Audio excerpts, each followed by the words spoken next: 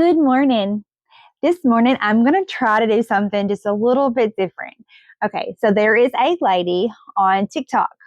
I follow her on TikTok, but I also follow her podcast on YouTube.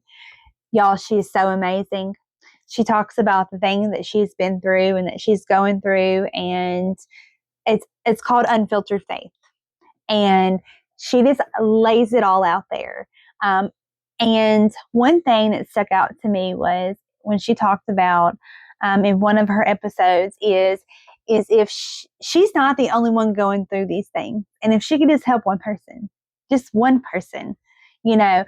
So I'm going to kind of shift my focus a little bit. I'm going to talk about the things that I go through as a special needs parent. Yes, I have a wonderful, wonderful husband. And yes, I have a wonderful, wonderful support group. But I want to try to help other special needs parents. As a community, not even really, you don't even have to be special needs. If this podcast, if this channel, whatever helps you, then take it and run with it. So as a community in this world that we live in, it is so important that we encourage each other and we lift each other up, and we're here to support each other. Okay, so I'm going to kind of give you a little backstory. So my oldest son is 12, my daughter is 8, and my youngest is 4. He is fixing to be 5. So for 9 years, my oldest son was misdiagnosed. He was diagnosed with cerebral palsy because at the time, I didn't want to do genetic testing because I didn't want to know if it came from me or if it came from my husband. I didn't want to know that. So we had just diagnosed him with cerebral palsy, and it just made sense. He was in a wheelchair. He had involuntary movements. He wasn't meeting milestones, things like that. So it just made sense. When my daughter came along and she was meeting milestones and she was doing everything at her age or everything she was supposed to be doing at her age, well, then my youngest son, he came along and he wasn't meeting milestones. And so therefore we were referred to neurology.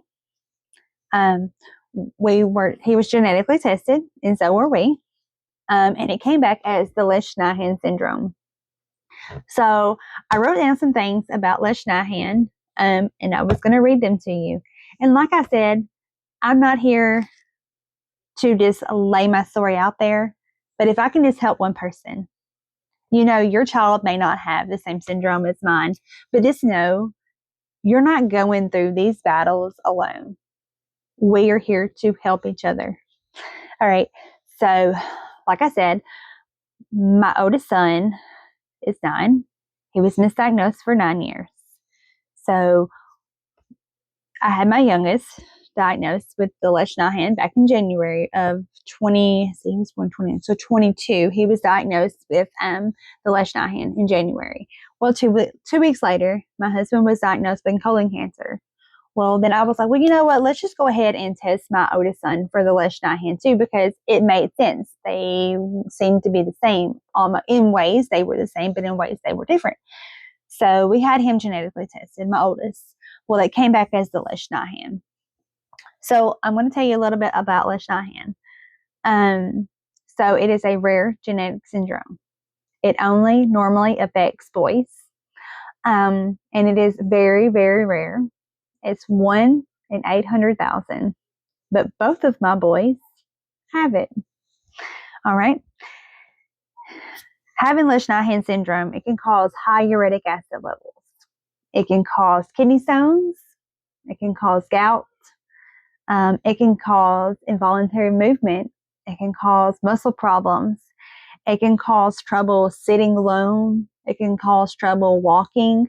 So therefore, both of my boys are in wheelchairs. And it can cause intellectual disabilities. It can cause self-injury behaviors.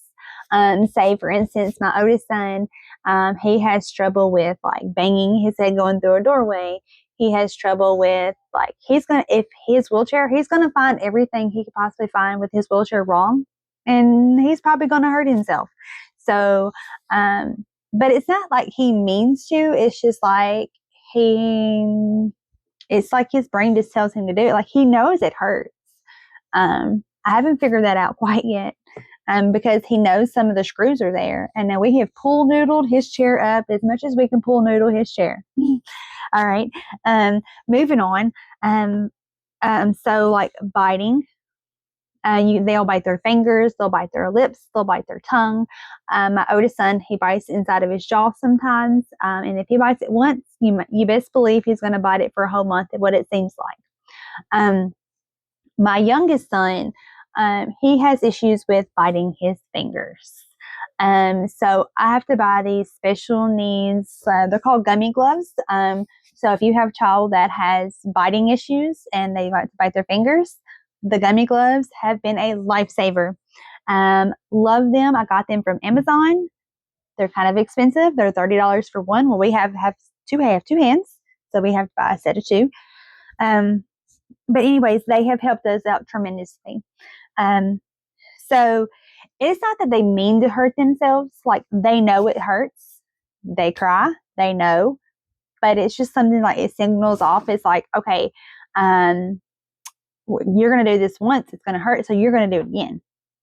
So very, very impulsive and very impulsive behaviors. But there is not a cure for Leishman. There is only treatment for management treatment, whatever you want to say. So I am going to read a Bible verse. Let's see, it's 2 Corinthians chapter 12, verse 9. My grace is significant for you, for my power is made perfect in weakness.